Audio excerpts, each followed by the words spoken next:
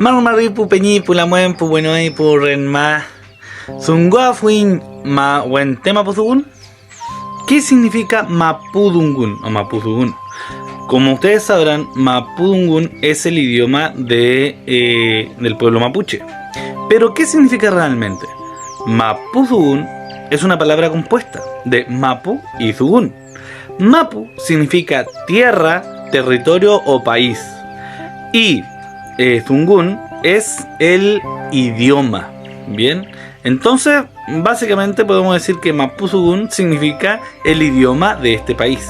Bien, o también si ustedes prefieren decir mapuchezungun o mapuchezungun, también se entiende como el idioma de la gente de este país. Bien, ustedes dirán, ¿qué país? Pues bien, para el pueblo mapuche existe un territorio que se llama Gualmapu.